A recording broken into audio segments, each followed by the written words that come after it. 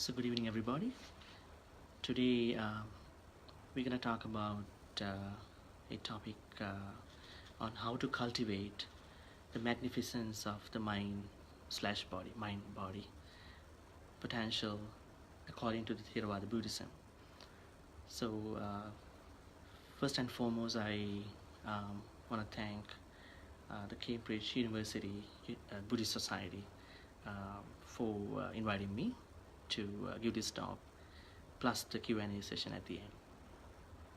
So, as you know, cultivation in Buddhism is simply translated by the word called bhavana, which has been,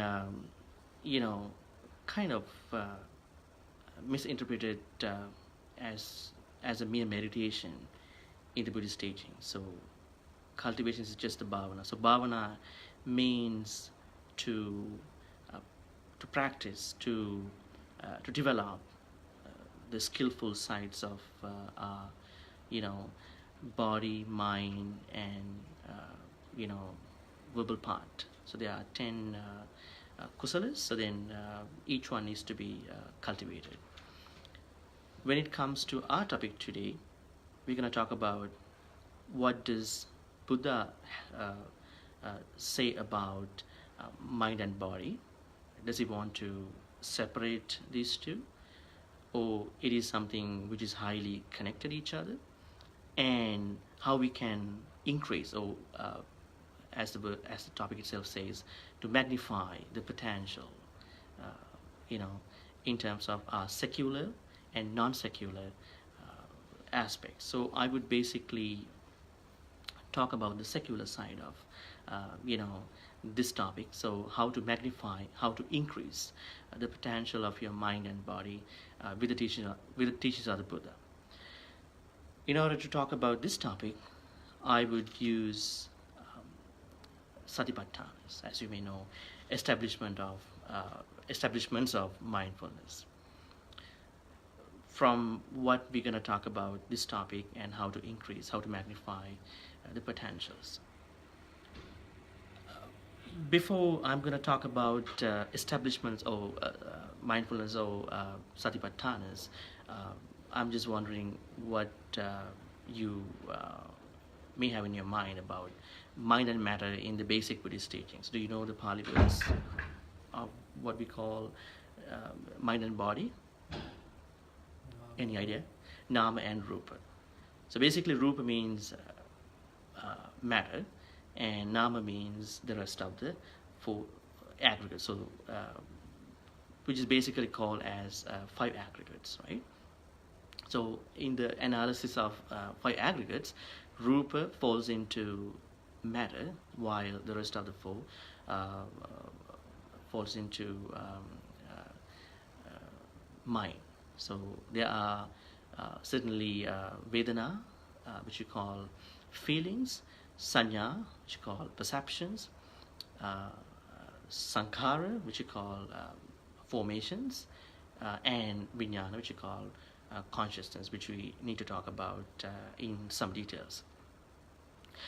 Okay, so now you know what are the names for mind and matter, so which we basically talk by the words Nama and Rupa. Now, as I told you, that I'm going to talk to you about this magnificence of the mind and body potential with the establishments of mindfulness, I would like to read this very popular statement of the Buddha in the Mahasatipatthana suttas, both in Nikayas. Ekayano ayang bhikkhave maggo sattanang visutthiya soka pariddavanang samatikkamaya dukkha domanassanang attangamaya jnanassa adhigamaya nibbanassa satchikiriya yadidang chattaru satipatthana. So there is only one way to purify the beings, which includes everybody, almost everybody, and there is only one way to overcome sorrow and lamentation, which we call soka and paridava. There's only one way to extinguish the suffering and grief, which you call dukkha and domanassa, and to realize the nibbana, and to walk on the path of the truth, which you call jnana sadigamaya. That is the four establishments of mindfulness. I think you all know what they are. In Pali, kayanupassana, which you call establishment of mindfulness based on the body. Vedananupassana, establishment of mindfulness based on the feelings. And chittanupassana, establishment of mindfulness based on there is this word mind or thought, because in English we just say mind, but in the Buddhist teachings we don't say just mind. Mind is just a sense organ, while we are actually distracted by the thoughts, which keeps us going in the samsara. So which you call, there are thoughts, which you call minds, which is not something that might be agreed by the English people. There's only one mind, but there are thoughts, there are minds.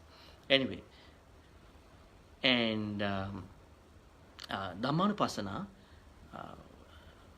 establishment of mindfulness based on the dhammas, right? Based on the dharma. So dharma has a lot of meaning. So I'm first going to talk to you about this, kayanupassana, in order to talk about how to increase, our mind-body potentials. So basically, in Buddhist teachings, Buddha says that you can't separate out mind and body. Rather, you develop your mind, increase the potential of your mind, so that you are having a very peaceful, relaxing, comfortable time with your body. So body is something that is being directed by the mind. And there's a very famous stanza in the Dhammapada, the first verse of Dhammapada, Mano Pubbangama Dhamma, Mano Siddha Manomaya, right? So all the experiences which you call by dharmas. So Dhamma in that context means all the sannyas and vedanas, which mean all the perceptions and all the feelings are,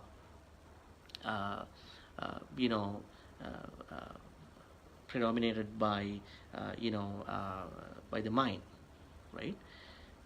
But in the second chapter of Dhammapada, Buddha talks about chittas. So that means chittas actually chittas stay in the mind. So mind could be a one life thing. When you die, your mind, just stops at one point. But the Bhavanga Vijnana, which you call existential consciousness, or in the Mahayana teachings they call stock consciousness, Ale Vijnana, that keeps going with the chittas, right? So there is a long debate between chitta, mano, chitta, and vijnanas. So let's talk about that difference at the point of chittas, the chittanupassana, which you call establishment of mindfulness based on the thoughts, right? Or minds at some point. So we're going to talk about kayanupassana in the first place. So what is kayanupassana in the Buddhist teaching? So Buddha says, now there are ways to increase or magnify your body, right? In order to magnify your body based on the mindfulness of, establishment of mindfulness, he recommended few meditations. One of them is anapanasati, which we call breathing meditation. Iriyapata, that means meditation on postures, and then sampajana pabba, that means that you are aware of different movements of your body. And there are a few other methods that Buddha used. I don't think that is more secular, like the 10 changes of a dead body, and the 32 places of the body. So I don't think that they relevant at this point, but I would choose these three: Anapanasati, Iryapata, Sampajana Papa. So how can we magnify our body, body potentials with the breathing meditation? So Buddha says that we need to relax our body, as I told you at the beginning of the meditation. So when we relax our body, uh, we get to a point where we understand changes inside of the body.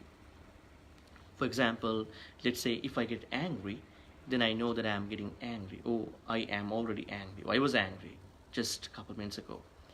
So if you look at a view and those changes that happen inside of you, then you are conscious of that.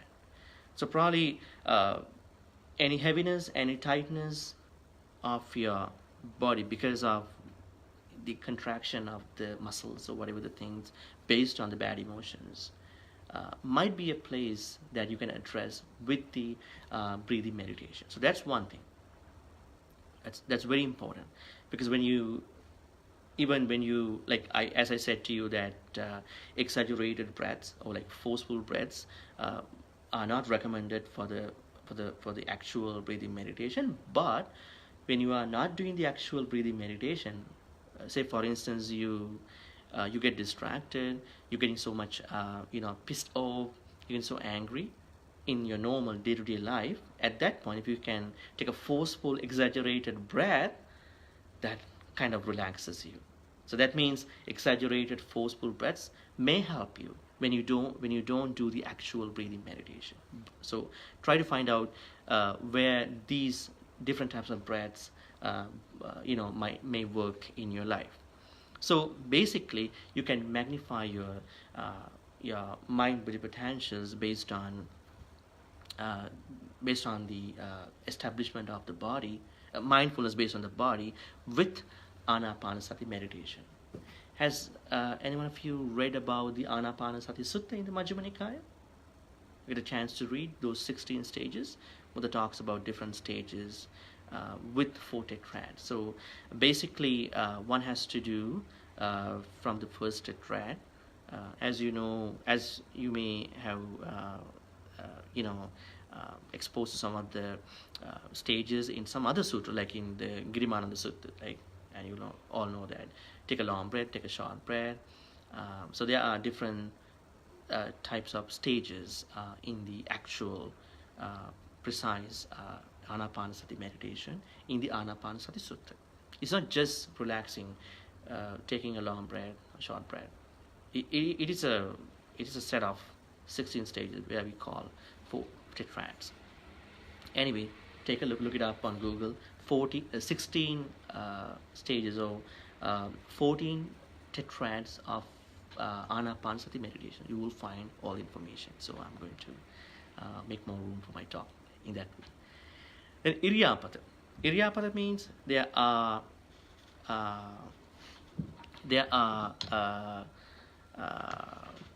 actually different postures. So these postures are really important because we know we have 4 main postures, which we call Gachantu. When you walk, you know that you are walking. That is where we need to get into. But normally we don't pay attention to our walking. When we walk, we don't know we are walking. We are actually thinking about something else. Let's say you're walking, you having some thoughts of what you're gonna do with walking at the end of the walking, right? When you stand, do you know why you stand? You stand. When you sleep, do you know that you don't know if you are in deep sleep, but when you lie down, do you know whether you lie down or whether your focus is somewhere else? When you sit, do you know whether you sit or not? So basically, Buddha says one has to pay attention to these 8 postures when they are into those postures. They say when you sit now, I know that you sit and why you sit, right? And you have a and awareness going on with your posture. So that also magnifies your mind-body potential. That means you are not developing potentials when you don't know what you do.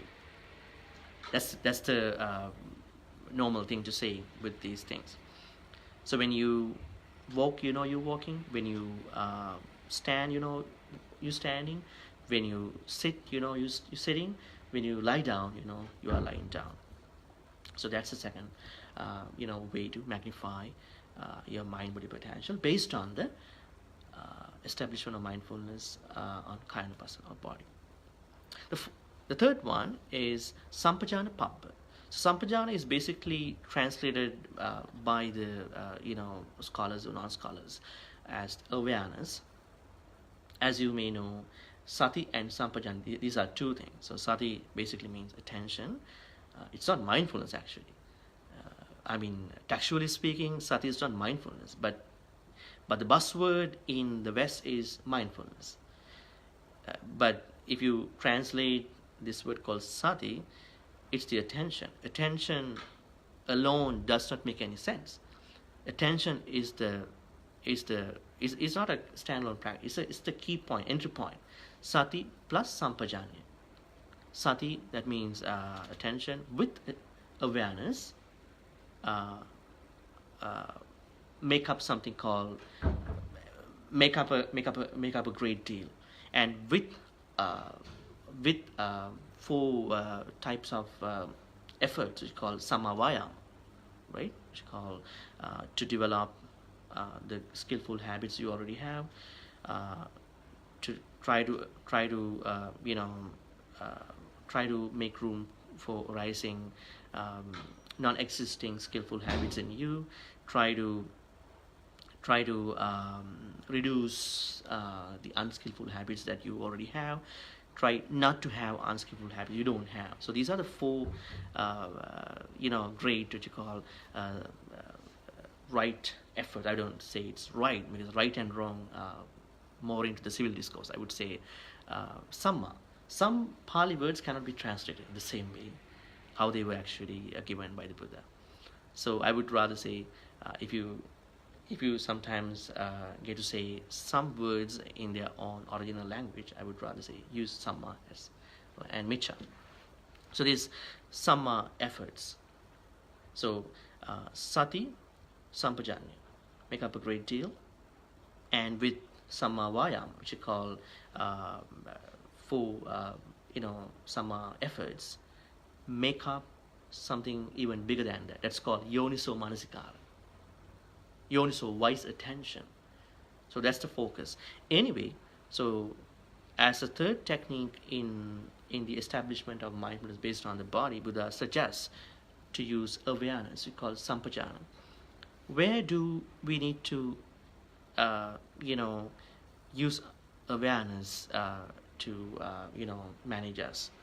Alokite, vilokite, samminjite, pasarite. Asite pite khayite saite uchara pasave kamme gate tite nisinne sutte jagarite bhasite tunhi bhave. Alokite, when you are looking, when you are looking, not looking, looking up, looking down, or whatever the seeing things, right? Looking things. Samminjite pasarite, when you are flexing your hand, when you are not doing that. Asite pite kai, when you eat, when you drink, when you sleep, even uchara pasavakam, even when you pee, and even in those activities, you need to be aware that what you are doing. Not even such movements. Gate tite nisinne, gate when you walk, tite when you stand, nisinne when you sit, sute and jagarite when you sleep, when you wake up, bhasite when you speak. Not even in those moments. Tunhi bhavi, when you are silent. At some point you need to be silent, right? But when you are silent, you need to know why you are silent, right? When you don't talk, but don't be sulky, but you need to know why you are silent. So at all all these times one needs to be aware of what one is doing. So that's a good way of magnifying one's potential of the mind and the body. So all are cultivations. So when we go into the second establishment of the mindfulness, which is called Vedananupasana, how we can use feelings in order to magnify our mind and body potential. Buddha says there are 9 types of ways to magnify our feelings. Magnify our mind and body with the feelings. So he identifies, 9 types of feelings. So sukhang, vedanang, the first one. So when you are having a pleasant feeling, you know that you are having a pleasant feeling right at that moment. When you are having a unpleasant feeling, then you know that you are having an unpleasant feeling. Adukkha asukha. So it's neither pleasant, no unpleasant. So when you know that it's kind of it has nothing with those elements. So then you know that that's the kind of feeling that I'm having. And he suggests another different types of feeling. Samisang va sukhang. What is that? Samisang va sukhang. It's like there is this pleasant feeling, with attachment, right? So there are places where we have this pleasant type of feelings with attachment. Or niramisang, when we have a niramisang sukhang vedana. It means when we have a pleasant feeling with attachment, right? Without attachment. Samisang va dukkhang. That means when we have a pleasant, when we have a unpleasant feeling with attachment, right? There are sometimes feelings that unpleasant feelings that we are highly attached to people and things. When we have an unpleasant feeling without attachment, we are frustrated, unpleasant, but we don't have any attachments to anything. Also, when we have this adukkha masukha, when we have this neither pleasant nor unpleasant feeling without with attachment, and then again niramisang va dukkha sukhang, when you have this neither pleasant nor unpleasant feeling without attachment. So all these are major types of feelings in this set. So what did Buddha ask is that we need to particularly look at the feelings and need to understand that this is going now, right? This is now happening within me, and then I need to really understand this is happening within me. So I'm understanding these feelings happening inside of me, so that I'm not getting frustrated and disturbed by them. So that's how we can magnify mind body potential with the establishment of mindfulness based on the feelings. Now we are moving on to the third one, which is called Chittanupasana. Now I told you at the beginning, in the Chittanupasana, there is a huge controversy going on about words. What is mano? What is chitta? What is vijnana? Now basically, mind is a sense organ, right? As we know, with a set of 6 senses, right? So eyes, ears, nose, tongue, body, and mind. And there are places where we see that chittas and vijnanas and the manos and all are discussed with the common name, with the big name called mind, which is called mano. But if you take mind to talk about chitta, I think it's gonna be a problem, because there are many chittas. So when it comes to English, there's only one mind. So that word might not work. So I would rather say it should be either minds or thoughts, but they happen inside the mind. So there are a bunch of thoughts that Buddha talk about with Chittanupasana. If we understand those thoughts at those different times, then we are easily magnifying our mind body potentials. What are they? Saraga and Vitaraga, Saraga thought and the Vitaraga. So if a thought is mixed up with greed or non-greed, so there are two types of thoughts, chittas. So Saraga or Vitaraga. Sadosa or Vitadosa. So if any of our thoughts is mixed up, is mingled with anger or hatred, that's called sadosa. If any of our thoughts is exempted from anger or hatred, then it's called vitadosa. In the same way, moha, so samoha and vitamoha. And sankitta vikitta, so collected and scattered mind. So which you call, there's another word in the Satipatthana, in English called one-pointedness. So it's actually better than concentration. Like in the concentration, that's a very buzzword, common word that everybody uses: focus and attention, concentration. But in one-pointedness, that you are sort of, paying attention to one thing, but that just not limit to unitasking things. It could be a multitasking thing. Now in the present world, we all need to be multitasking, right? You need to answer the phone, do something on internet, but Buddha says that at each point of your movements or attention, you need to be focused on one thing at one time. You may be multitasking, right? So anyway, sankitta mind, thought, and vikitta thought, which means collected thought and the scattered thought. I think we are getting scattered thoughts for the most of the time because we are actually disturbed by people, family, friends, right? We are scattered. But if we think that our thought is collected, and that's called sankitta thought.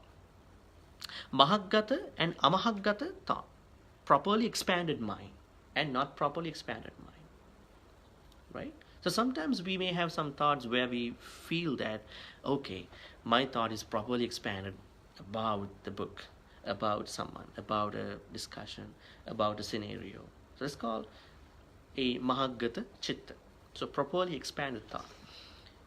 If I cannot properly expand my thought about anything, could be a person, could be something, could be a situation, and that's called amahaggata thought.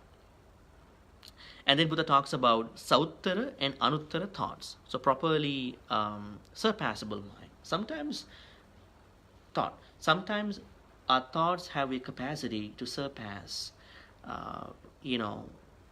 situations. So if you feel that your thought is not properly surpassable, then that's called, properly surpassable. If you think your thought is properly surpassable, that's called sauttara. If not, the other opposite, which you call anuttara. And then samahita and asama, which is a very famous Pali terms called, concentrated mind and the unconcentrated mind, right? Looks like the list keeps going on, and the thoughts that we find in the end look to be very great. I mean,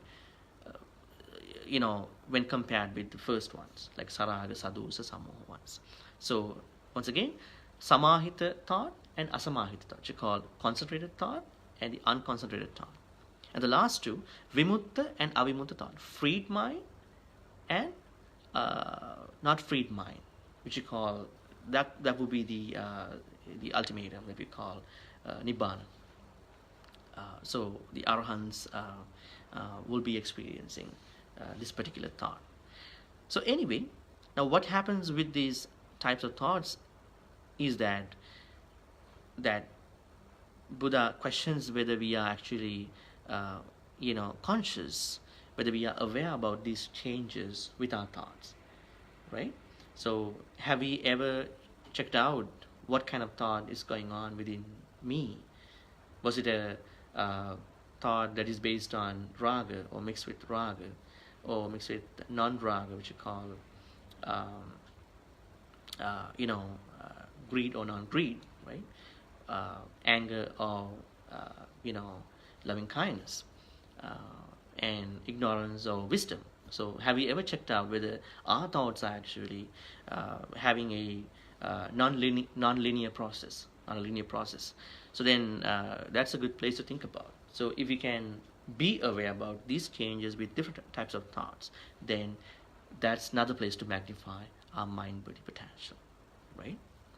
And not even the person who can do these things stopped at, that person looks at the bigger picture of all these anupassanas, which you call establishments, internally, externally, both internally, externally, and the arising, non-arising, and the both. So that person looks at all these aspects, perspectives of the establishment of mindfulness. So each mindfulness is highly looked at from different angles. So internal perspective, external perspective, both internal external perspectives, and you know, arising, non-arising, and both arising and non-arising perspectives of each establishment of mindfulness have to be done by us if we really want to magnify mind-body potential. And the last one, which we call dhammanupassana, this is a very nice place to you know, discuss many things actually. So what is dhamma? Dhamma is a very famous word in the Buddhist teachings. This is not even a Buddhist, you know, famous Buddhist term. It's also a Hindu term. It's called dharma, right? Dharma books. They have books called dharma books, you know, in the ancient, you know, Vedic time. So now there are different meanings, like for dhamma. Now, one of the meanings is teachings of anybody. So dhamma of Hinduism, dhamma of anybody, right? It could be Jainism too. So another meaning of dhamma is the actual, original, authentic nature of anything. So what's the dharma of the body of a being? So that makes up with mind and body, right? So if you really want to see the authentic, real nature of anything, that's called dharma. What's the dharma, right? So in this context, dhamma means something different, mental contents, right? Now, mental contents. Now, what are they? I would rather translate mental properties. Mental properties. Now, we understand with the sense organ called mano, there are actually directed results with your mind. What are they? Which you call dhammas. With your mind, you get to think, right? When you have your mind, because you have a mind, you get to think. So when you think, that's gonna be your mental properties. And Buddha says, what are the real mental properties? They are the 5 hindrances, which are called pancha nivarnas. They are the ones which incapacitate us from not being able to see the real nature of anything. Okay. So what are the 5 hindrances? I think everybody knows, right? Kama chanda, which is called sense desire. Vyapada, ill will. Tina midda. Tina means there is a, you know, old term for this, sloth and I would say heaviness of the body, dullness of the mind. Would that be very easy to understand? So heaviness of the body. So body has to be relaxed, appetite, heavy. Body has to be relaxed, and mind has to be not dull. It has to be wise. Tina midda. And vichikiccha, doubts. They are not the secular doubt. They are actually, you know, there are actually different types of doubts. It's not just a doubt that you may have when you have some trust issues with somebody, right? So there are actually doubts about different things. We're going to talk about them. And the last one called uddacha kukucha. The last one is vichikiccha, but the fourth one is uddacha kukucha. What is uddacha and what is kukucha? Uddacha means that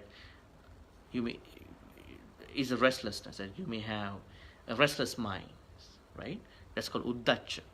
And then kukucha means remorse, or which you call regret. So we're going to talk about why they become a big, you know, influence towards the mental properties. So, what is sensual desire? So, sense desire. Is it a problem? We all have chanda. We all have we all have this willingness to do something, willingness to think. Thereby, we can actually execute actions and words. But the problem is that if we bring this willingness towards unnecessary limits or across the boundaries of what we not supposed to be, then we are in trouble, right? And Buddha says it doesn't matter whether one needs different sensual stuff, but the problem is whether that person develops a clinging upadana towards those stuff.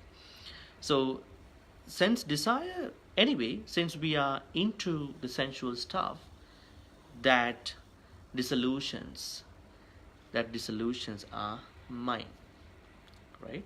Or our body, because of the mind and then the body. And vyapada, that's a big thing. Have you ever found out vyapada in some other places? Yes. Where is that place? Under the tree, unskillful thoughts. What are they? Abhijja, not being envy. Anabhijja, so it's gonna be anabhijja, not being envy. Abhyapada, not having thoughts of destroying other people by ways of all the channels. This could be social media, somebody gonna hit the share button for something that you don't know. Character assassination. It could be it could be a bad petitioning. It could be emailing the wrong information. It can actually destroy someone's character. It's a type of destroying too.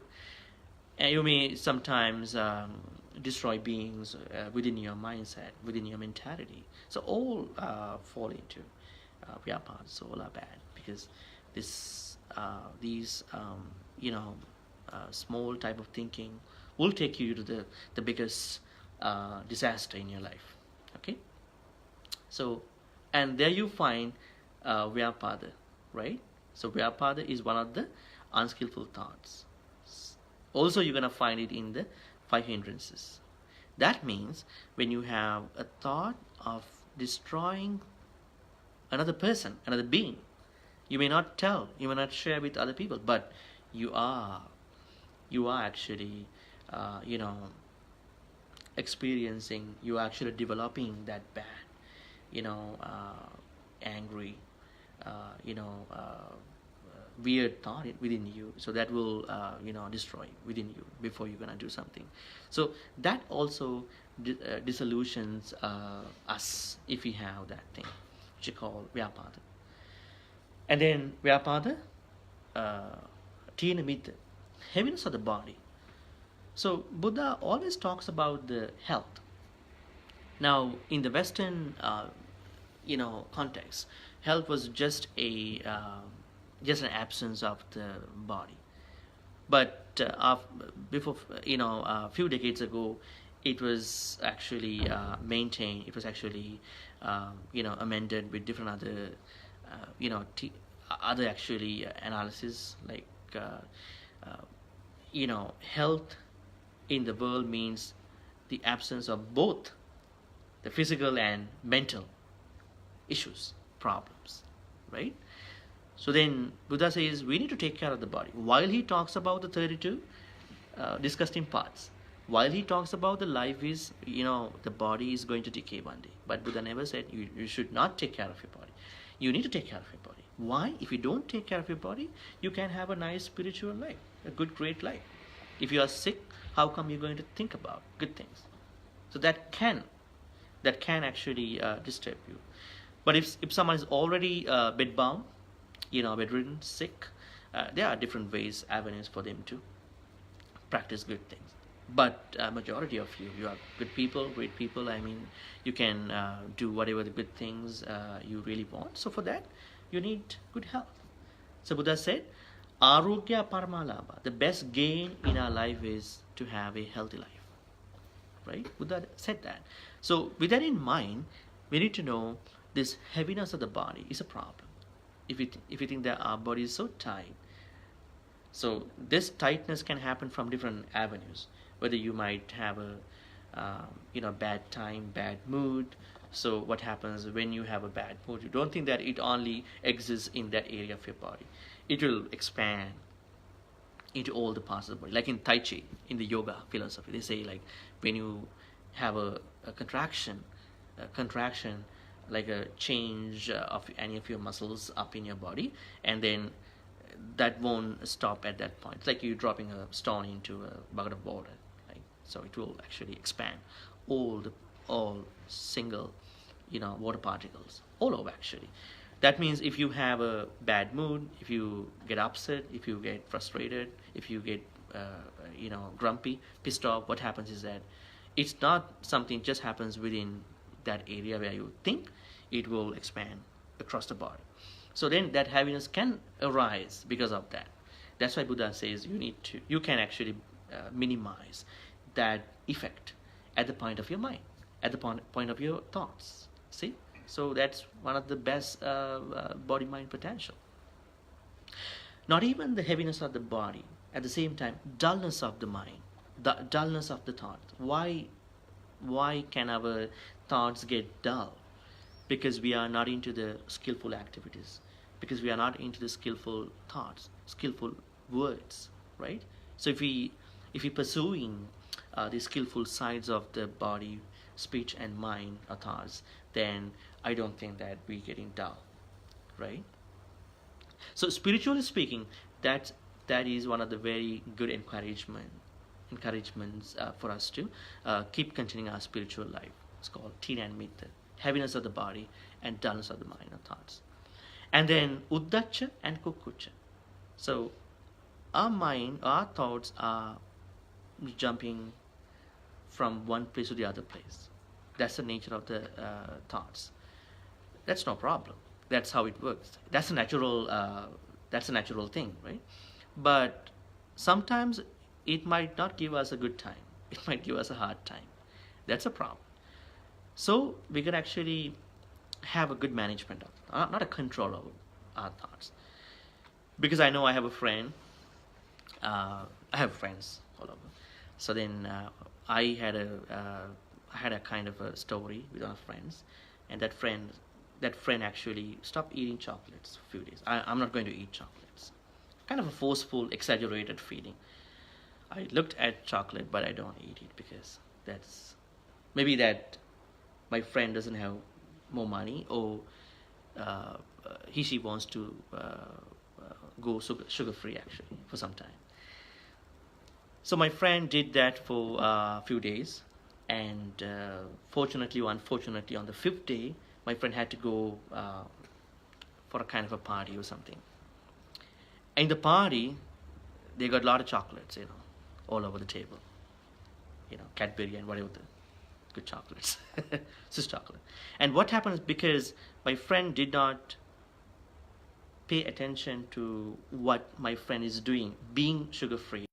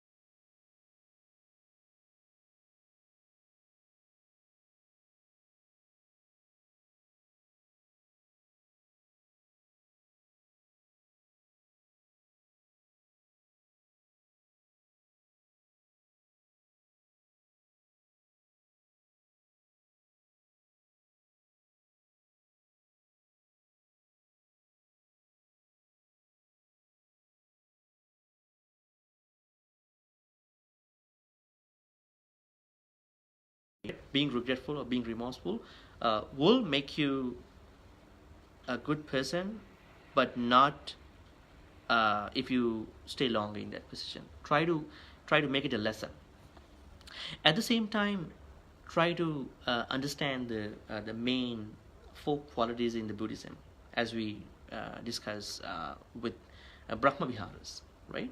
In the Brahma Viharas, you understand metta, loving kindness or friendliness, karuna,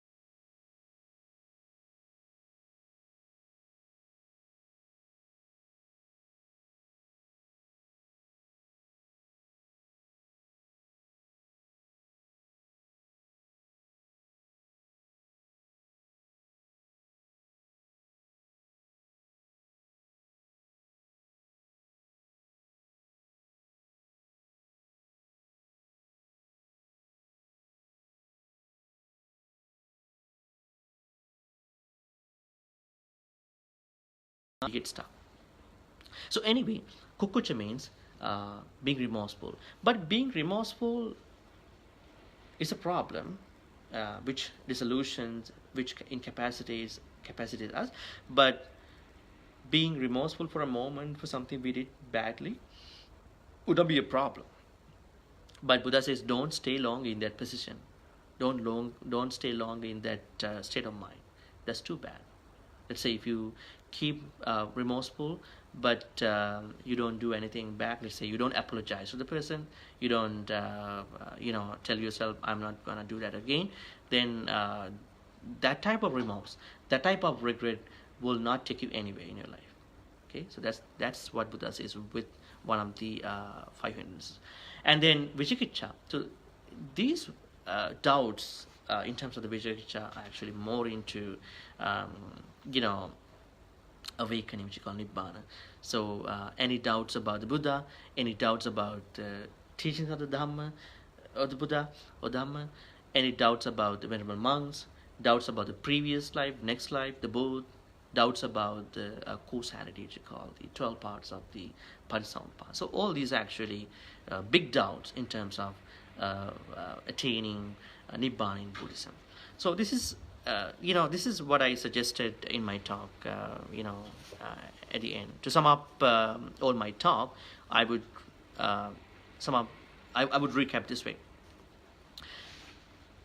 To cultivate the magnificence of the mind-body potential with the Buddha's teaching, Buddha asks us to practice 4 establishments of the mindfulness, which are called Kaya Anupassana, Vedana Anupassana, Chitta Anupassana, Dhamma Anupassana. In order to practice or cultivate, which is called bhavana, these four establishment of mindfulness, one has to, particularly look at these, different ways of how they can make them into the practice. So the more they practice these techniques that I said under Kayanupasana, Vedanupasana, Chittanupasana, Dhammanupasana, they are almost magnifying their mind body potential. Basically, Buddha says there's no difference, there's no duality with mind and body. They all are connected. But the thing is, like when you see them with the modern world, you may see, okay, they are dual. But Buddha say there's no duality. It's non-dual. There's this one thing called, but they all come from the mind, which is called thoughts. So if you can take care of your thoughts, or which is called in the bigger meaning, the mind, then you will take care of your body. That means you are magnifying both the thoughts of mind and your body. So that was the talk. So now we can, go for a Q&A session if you have any questions about, this topic or any other related, subjects. Thank you.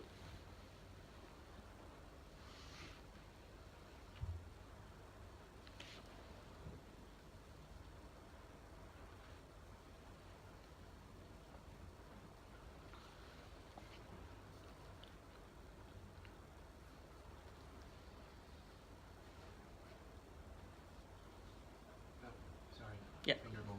You touched on a bit about Yoniso Manasikan, which I was taught when I was a younger kid back in school in Thailand, but I don't quite understand the actual principle behind Yoniso Manasikan. Could you explain Okay. a bit? Yeah, interesting question. Now, Yoniso Manasikara is a attention, that's the best attention in Buddhism, whereby you achieve through a process. Now, as I told you at the beginning, Yoniso Manasikara is the wisest attention. In order to achieve that wise attention, which is called Yoniso Manasikara, you need to look at few areas of your attention. The first one is sati. Sati basically means attention. You need to develop your attention, right? But there are a lot of things that you're gonna focus your attention on. It could be breathing meditation, it could be something else, but it's just the sati, attention, whatever the sati. And then sati alone doesn't make sense. Sati has to go with something else, which is called sampajanya, awareness. So sati and sampajanya with the four exertions, we call the four right effort, four samma vayamas, will make Yoniso Manasikara. So if you really want to make that happen, you need to practice, you need to execute these three at the same time.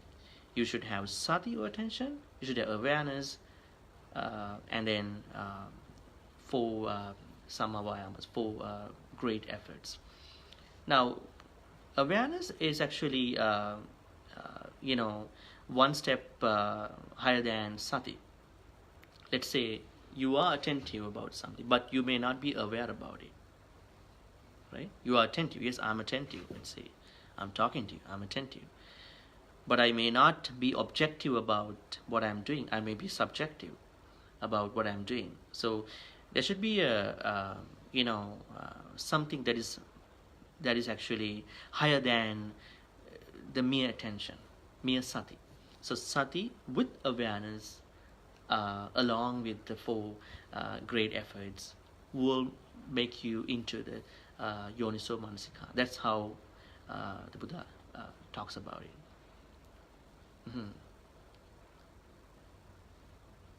And Yoniso is a Pali word which means from the first place. It's a Yoniso. You can actually, let's say, if you're gonna look at the mic, you're gonna look at the mic from the elements. Okay, there is solidity. There, if you're gonna melt it, they're gonna see the pouring whatever the thing, liquid, and then there is a temperature. If you've been using it for some time, there's temperature, right? It's not getting heated into. And there's motion. Yes, there's motion. My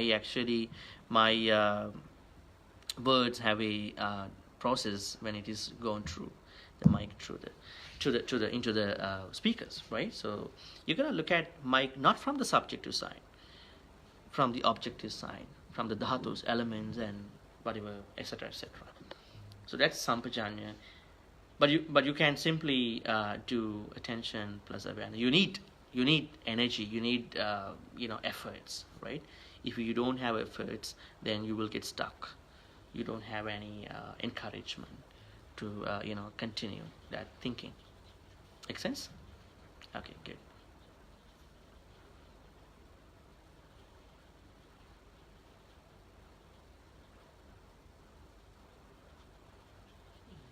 Can you explain a bit about how we enhance our energy to increase the effort? Okay. In one of the Dhammapada stanzas, Buddha says, I had to think about it. Abhittareta kalyane papa chittang nimare dandang hi karoto punyang papasmin ramati mano. Abhittareta kalyane. We need to motivate for the skillful activities, which has both speech, mind, body stuff. Yeah. Papa chitta nivari. If we are more into the skillful activities, if we actually motivate us into the skillful activities, then what happens? Then we are good. Then we are not into the unskillful stuff. But if someone is having a dullness or laziness about executing, doing such skillful activities, then what happens? Papasmin ramati mano. That person's mind falls prey to the unskillful activities. So then I would suggest the best thing is that to develop a mentality that will help you always put you into the skillful activities. Okay, I need to be always into the skillful activities. So this motivation is something which will prevent you from becoming dull, lazy in terms of your mental properties.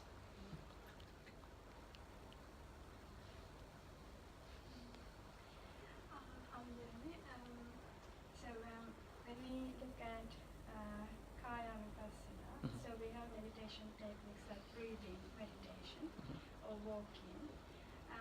So I'm not quite sure about the other three, but are the special meditation techniques we have to develop this dhamma vipassana, chitta vipassana? Is this go with the kaya vipassana meditation?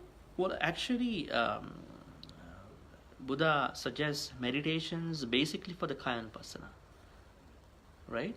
Other ones are just to understand. Like in the Vedana vipassana, you just simply understand the 9 types of feelings and different types of chittas, just to understand, and just to understand and execute the opposite of the 5 hindrances. But meditations basically come within kaya vipassana. So as I told you, one of the things is anapanasati, breathing meditation. The second one is the posture meditations. When you are, with any posture, we can't actually get rid of any postures, right? We are into one posture even now. So if you actually, staying into the posture, becoming aware and attentive about your existing own posture itself is a meditation actually. Okay, gachat. Now when you sit, if you can understand, okay, I'm sitting now. If you can understand what you do with other postures, so that itself is a meditation. The second one. Third one is about the movements actually. When you speak, when you eat, when you do all the other activities, if you can be really conscious about what you are doing, not too much, not too less. Could be balancing out your understanding about the movements. That is also another meditation. And the particular manasika, looking at the 32, I actually did not talk about those two, which I thought might not best work in this audience. But for a hardcore, serious meditator, those two might work too. So one of them is the particular manasikara. So looking at the 32 body parts. And the last one is Navasivatike. So at that time, the dead bodies were actually looked at by people who really want to attain different high stages. So dead bodies will um, go through a process of 10 stages. So it could be bloodshed, it could be eaten by the animals. So if someone can look at these 10 stages differently, that will also be one of the kind of asana. Make sense? Yeah. So I would rather suggest all of you the first three. So the breathing meditation, but with the 16 stages. Take a look it up on Google. 16 stages of the breathing meditation, or 4 tetrads of the breathing meditation, the real way. And then the posture meditation, and then awareness meditation. So those will take you to a place where you magnifying your mind/body potentials.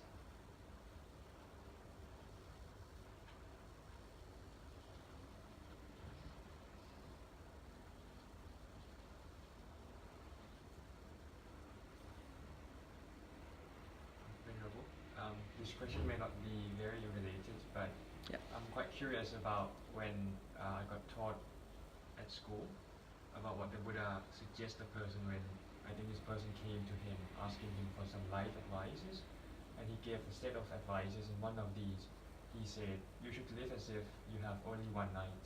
Mm-hmm. Have you heard of that before, Venerable? Mm-hmm. I would like to know what he meant by living as a person who's only had Yeah. one night. Well, I mean, I actually know this place. I guess what Buddha may have suggested was that, he was actually asking that man or person to stay mindful about each moment of your life. But what unfortunately happens to us is that we are having longer types of hopes in our life, so we don't enjoy the moment. Let's say you may have a big a turning point in your life in 2-3 years. So what happens is that you are not enjoying the moment in between, because you only think that that would be the best moment that I'm having, right? So Buddha indirectly suggested him to take the maximum benefit of each moment in your life, thinking that you may have just one night, not that he may have one night to live, right?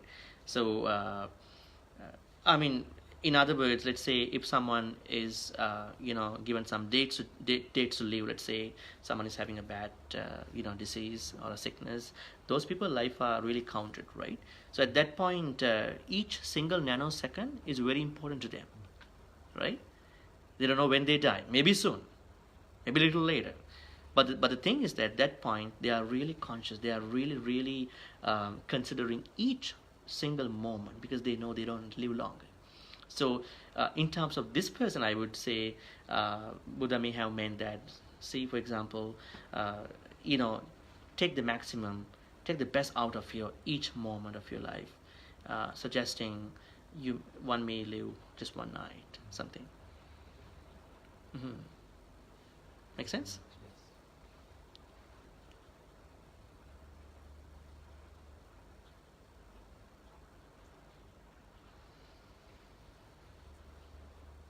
Can you explain a bit more about the internal and external mindfulness that you mentioned? Oh, actually, at each establishment of mindfulness, Buddha says, now when someone is to think these understanding stuff, that understanding has to be done both internally. That means you are doing with yourself, with you, let's say, with your understanding, maybe with your internal properties within you. At the same time, you are looking at outside examples. Let's say now you get to see someone else sitting there, then you particularly examine that that person is sitting, right? So you are internally and externally practicing this mindfulness, this establishment differently. Make sense? I don't think so. So internal examples of the establishment of mindfulness and the external examples of the establishment of mindfulness is what he talks about with internal and external thing. Ajjata and bahita. Ajjatang wa bahita. So Buddha says one has to understand from being internal, from being external, and the both. Make sense? Like when you think internally, you have only the internal examples, right? It's only you. But when you can just live alone, right? You get to go outside, you get to go to work, and you see people what they are doing, right? You see these different type of feeling, different type of actions, different types of hindrances going on with them too. So you're kind of looking at internal, external things. Yeah, and also not even just what other people do. There's a connection between internal and external things. Buddha says in the first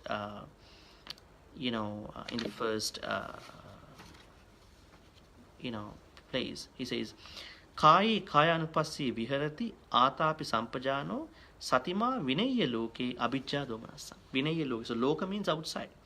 So in the loka you may have abhijja and domanassa, right?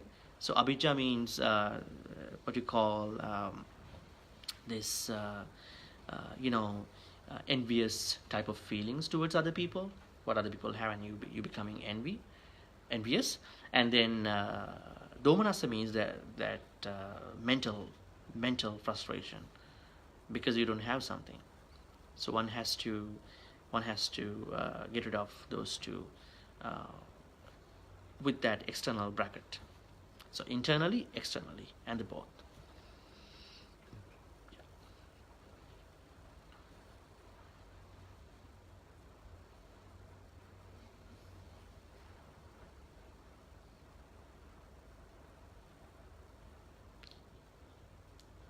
Any more questions, or we're gonna wrap it up? We have some more time. Some more time, okay.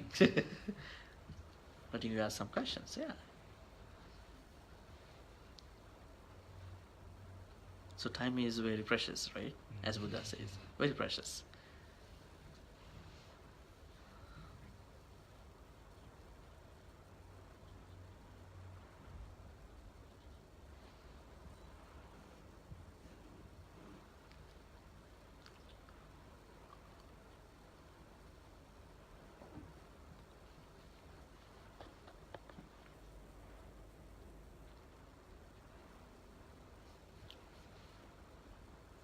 Venerable. Yeah. About 2 weeks or 3 weeks ago, there was another monk coming to the Cambridge Buddhist Society also to give a talk, and he mentioned something called pochanga. Bojjhangas. Yes, during meditation, he said that one should aspire to develop or cultivate pochanga, and that would keep the hindrances that you talked about, the 5 hindrances away, which will help you get to the point of mindfulness or concentration easier. Could you talk a little bit more about the bojjhangas and how can we actually cultivate them? That's a good question. What is meant by bojjhangas? So anga means component. So bodhi means awakening. The wrong word called enlightenment. I don't like it. Enlightenment is a philosophical word. In the philosophy, they use the enlightenment, and as well as they use enlightenment or enlighten verb type of thing in playing an instrument. So I'm going to actually enlighten all of you with my violin, with my piano, right? It could be hard to find out some original authentic words for some important Pali words, but I would rather say awakening. So you are awakening from the defilement. So then I would rather say it's awakening, factors to awaken. Anyway, so bojjhangas. So what are the bojjhangas? Sati, Dhammavichaya, Viriya, Piti, Pasati, Samadhi, Upekka. Now, this is what any type of awakening mix up. So now awakening has no big difference. Now in the Theravada teachings, Buddha talks about Buddhas. Actually, the Buddha is a generic term for everybody who is becoming an arahant, or a Pacheka Buddha or Samma Sambuddha. So it's called Arahanta Buddha, Pacheka Buddha, Samma Sambuddha. So when you are, let's say, when you get to see a monk who is becoming an arahant, he or she is an arahant Buddha. And then Pacheka Buddha, and you know who is that. And then Samma Sambuddha, which is self-awakening Buddha. So each one's awakening comprises of these 7 components, right? But in terms of your question, what happens is that if someone asks me a technique to do as a technique method for a meditation for the 5 hindrances, yes, I would say the same.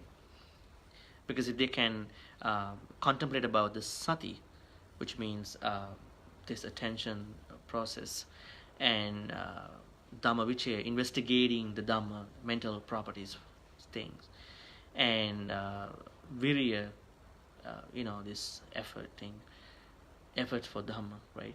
Those 4 efforts. Virya, piti, this rapture. I think it's not just a joy, it's kind of a rapture that you are spiritually happy. And that joy is actually much more than normal joy, right?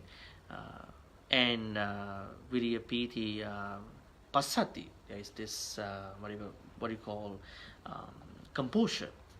A composure at some point where you are very relaxed, not you or me, I mean the person who has already attained this awakening is already relaxed 100%. And upekka, samadhi and upekka, concentration and equanimity, not in the simple terms, but in those higher extents. Have you ever heard about the 3 sutras which the Bojjhangas include? Mahakassapatthera Bojjhanga, Moggalanthera Bojjhanga, and Mahachundattera Bojjhanga. In the Mahakassapatthera Bojjhanga, what happened was that Venerable Mahakassapa, he was sick for some reason, and Buddha approached him, and then he started questioning about him. Kachite Kassapa Kamaniyang, is it bearable? Your whatever the sickness, are you okay? And he said, no, I'm not okay. And then he started, reciting the 7 Bojjhangas. At the end of the Bojjhangas recital, what happened? He could sort of focus on those 7. He could get back to normal. Now, this doesn't happen to the normal beings actually, because they know what is awakening like, right? Now, for us, we simply be trustworthy and faithful about the chanting and the person.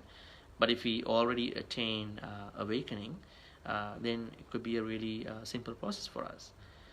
Now, in the Moggalanthera Bojjhanga, Venerable Mahamoggalana was sick, the same thing happened, and he got back to normal. And Buddha was also sick at some point, and he was recited the same sutra by Venerable Chunda. Now, the point is,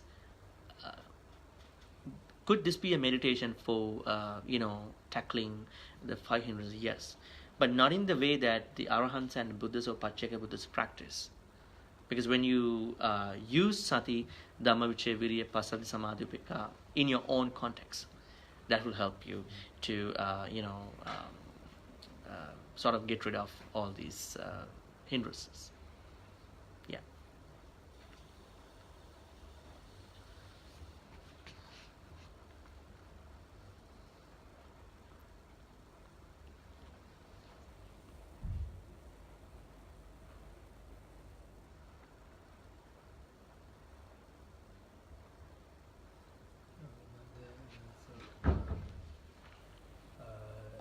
I wonder whether you can explain about developing wisdom and right view to understand these thoughts and feelings as they Yeah. are. Yeah, it's a good question to develop. Yeah. So, okay, wisdom is a good discussion. Actually, Buddha says the wisdom is what we all need to achieve. That's the main philosophy of Buddhism. I would say not philosophy, It's a kind of a Western philosophical word. Say the perspective. Main aim of Buddhism is to attain, is to get into the wisdom, which is called panya. Okay, panya. How did he say, to get into wisdom? He used 3 ways. Sabbe sankhara dukkhati yada panyaya pasati ata nibbindate dukke esa manko visuddhiya. Sabbe sankhara dukkhati yada panyaya pasati ata nibbindate dukke esa manko visuddhiya. Sabbe dhamma anattati yada panyaya pasati ata nibbindate dukke esa manko visuddhiya. It's very simple. Buddha says, if we can understand all the conditioned things are impermanent, subject to changes. If you can understand all the conditioned things are subject to changes, because of that, frustrations come up. At the same time, you can understand because of the changes and the related frustrations or dissatisfactions, we are not in a place to say that it's me, or it's me, it's mine, or something like that. So I, me, myself mentality, that's the Buddhist wisdom. But going one step further, there is this emptiness concept too. When you understand that there is nothing you can say it's me, it's myself, because it's fire aggregate. There is a controversy between Mahayana and Theravada at the point of the anatta concept. So, anatta concept, which means not self thing, is the aim of the Buddhism after anicca dukkha. Now, Theravadins say that puggala, satta puggala, I mean beings or whatever, the individuals don't exist in the real form, but the elements, dhatus, called skandhas, but the aggregates, elements, and the 18 types of elements. But the Mahayanis say, I mean, they are also labeling too, right? You can label it, right? I mean, when you understand that the beings have aggregates, beings have elements, but then if you don't understand that elements, aggregates don't also exist in the real form, they are just labeling or branding, right? And Buddha say, the Mahayanis say, they are just branding too. So nothing exists, so there is only emptiness, sunyata. So that's the Buddhist wisdom. Okay, makes sense? So if you say you want to be wise, then your mentality perspective should include looking everything with the changes and related, dissatisfaction, and then the anatta and sunyata understanding with any case study, with any situation. That's Buddhist wisdom.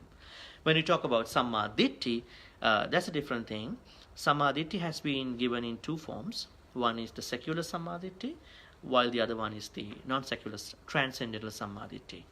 Let's say someone, we actually call it in Pali, sasava punya bhagya upadivepakka. So that actually creates sankharas actually, but it's fine. One has to start from the secular sammaditthi, which we call I have my man, I have my dad, I understand that there are benefits of becoming generous. I know there are spontaneous beings. Who are they? Who are the spontaneous beings in Buddhism? Atti satta opapatika. Who are they? There are 4 types of beings in the Buddhist teachings. We call Andaja, Jalabuja, Sansidaja, and Upapatika, right? So beings born out of the eggs, they are called Andajas, right? And Jalabuja, beings born out of a womb, like us. And Sansidaja, beings born out of the, this amalgamation from the places where you see the dirty stuff, like some snakes, right? Some snakes, some reptiles. And Upapatikas, beings born without the parental connection. Who are they?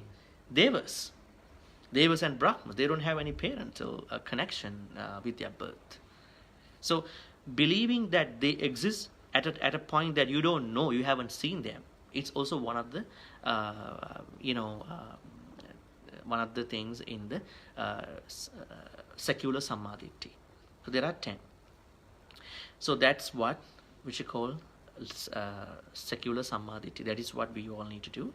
But for an arahant or a Pascheka Buddha or a Samma Sambuddha, they already attained this Nibbana thing, so that they don't need to practice this secular samadhi, which has the sankharas, which is called sasava.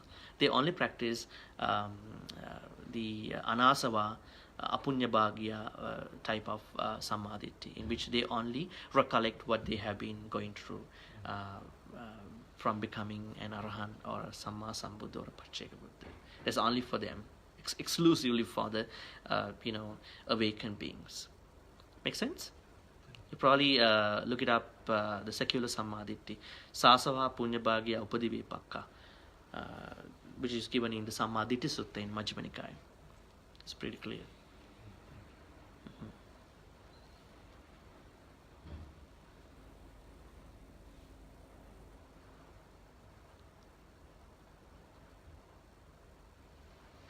Now that we have about 15 minutes left, may I suggest that we do a little bit of meditation before we wrap off the day? Okay. I mean, that's a good thing too. We can do kind of a, we can do the same meditation actually, to boost the mind-body potential. Yeah. I mean, let's see whether somebody else may have a question, and then we can go for it. Yeah,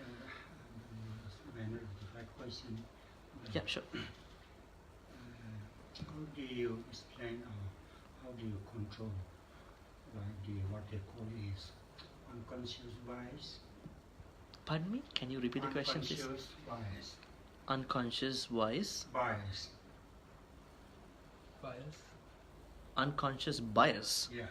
Okay, the bias, being biased. Yeah. Okay. It's unconscious.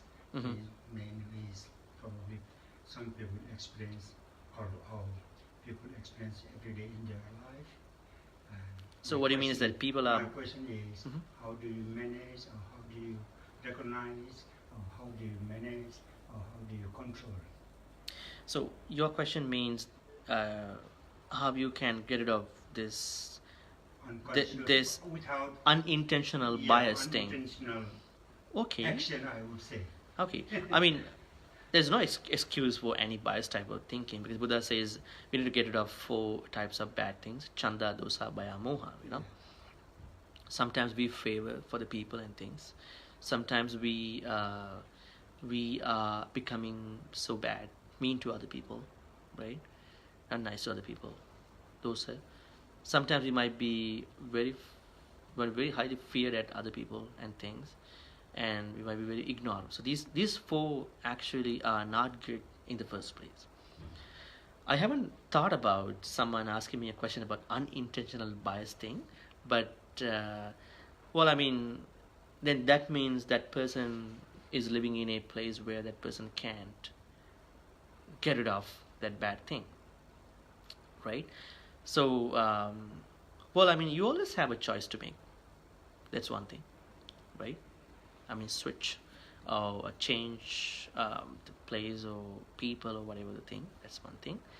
If you think that you can get rid of, you can actually switch from this place where you get these kind of feelings, then you get to look at your thoughts. Actually, Chittanupassana is what you need to do. Right? Under the Chittanupassana, establishment of mindfulness based on the thoughts, different thoughts. So under different thoughts, we talked about, one has to understand when a thought is getting mixed up with anger or with whatever ignorance, right? So I think bias mentality has all these: ignorance, greed. Let's say someone is biased because someone has a gain from that person. Someone is biased because someone doesn't like the other people who they not going to work with, right? So try to find out different scenarios of why my biased thinking, unintentional thinking. I think there's not unintentional thinking in Buddhism. Buddha says intentional is what makes karma, right? That means we probably have not looked at why this keeps coming. So one thing is switching places and the environment. Second thing is that trying to be a little bit more aware about your thoughts, so that you may not say it's unintentional. So try to take a look at of the Chittanupassana, the third establishment of the mindfulness. So that will help you to find out why this keeps popping up, and then what you can do at the right time. Welcome.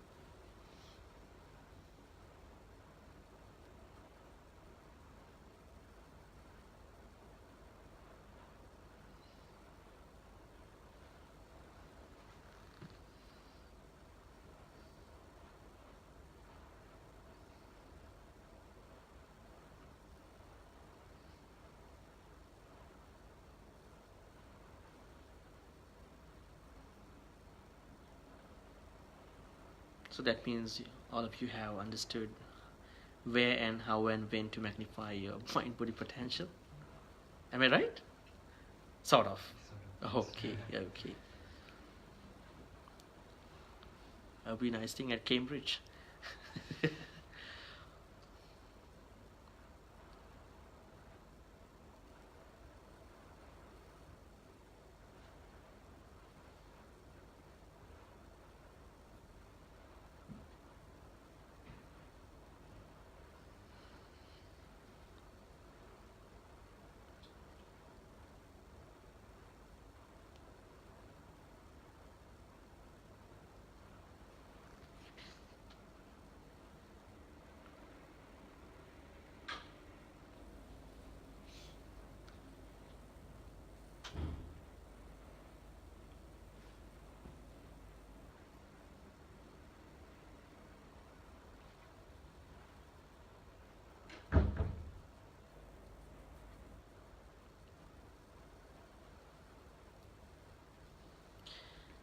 So if you don't have any more questions, let's share all the good karmas with the devas and the departed people, and then finish the Dhamma talk properly, and then we'll do a meditation after. Is that okay? Okay. So as a formal protocol, we're going to share all the good karmas with the departed relatives who passed away in the name of all of you, the members of the Cambridge University Buddhist Society, and the other visitors, friends, and venerable monks who showed up here today. We're going to contemplate about any departed being who passed away in this life or in the lives that were back in the past. So may all the good karmas be shared by all the departed people. May they be happy and peaceful. May they attain the supreme bliss of Nibbana. Sadhu, sadhu, sadhu. Idammi ñāti nang hotu sukita huntu ñātayo. Idammi ñāti nang hotu sukita huntu ñātayo. Idammi ñāti nang hotu sukita huntu ñātayo.